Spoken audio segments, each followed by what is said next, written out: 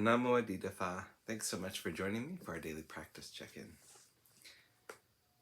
Listen, listen, listen. This wonderful sound calls us back to our true home.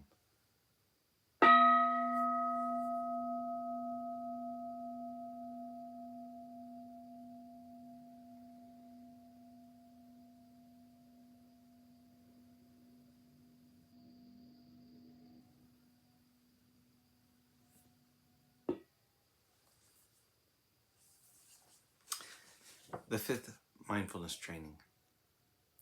Aware of the suffering caused by unmindful consumption, I vow to cultivate good health, both physical and mental, for myself, my family, and my society by practicing mindful eating, drinking, and consuming.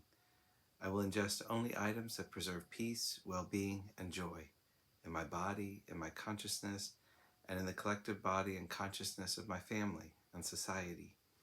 I'm determined not to use alcohol or any other items that contain toxins, such as certain TV programs, magazines, books, films, and conversations. I am aware that to damage my body or my consciousness with these poisons is to betray my ancestors, my parents, my society, and future generations.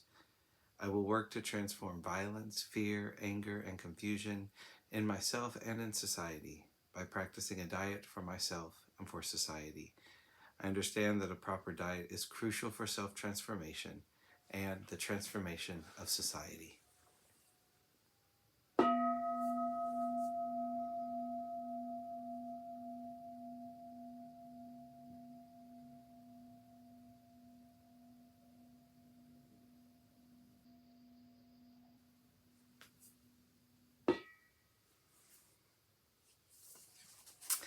For our Dharma lessons, we're reading More Than Mindfulness, Widening the Field of Practice by the Monastics of Abhayagiri Monastery. Today we're continuing in a talk by Ajahn Namo called Mindfulness, Vitality, and Inquiry.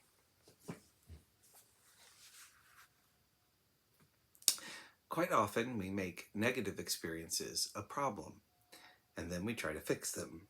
We can get terribly complicated with that. This very simple opening and receptivity to something unpleasant like anxiety is a wonderful freedom, a freedom that is actually within anxiety. It's quite marvelous. I can directly contact something like anxiety or anger and really know it. I can touch it like I can touch this carpet and not conceptualize the carpet. Or I can hear sound and not conceptualize sound. I can get rid of the whole storyline that this is a problem which I must do something about. When I can really touch it directly, that's mindfulness. And in the touching of that, there is often a deep resistance. There's a deep resistance to contacting loneliness, to contacting physical pain or boredom or discomfort, resistance to contacting all these negative things. If we cannot contact those things directly, we are always pushed by them. We are pushed away from them, and we seek alternatives and consolation and distractions and objects. If that's going on, then we can never touch the deathless, because we are caught in movement, we are caught in time, we are caught in restlessness, we are caught in becoming, and the stillness of the mind is denied us. There is a tremendous amount of freedom when we can touch something like anxiety very directly and not believe in that resistance. And it's curious because our patterns are to get away from that.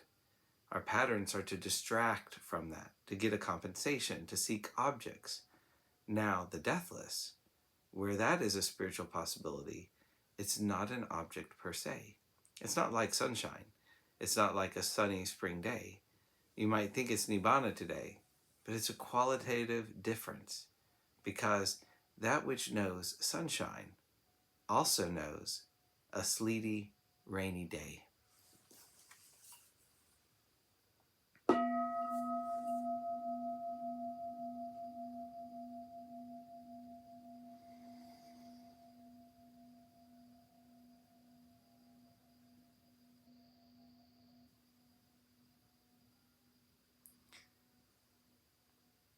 May all beings be well. May all beings be happy. May all beings be at peace. Namo Adida Phat. Thanks so much for joining me today.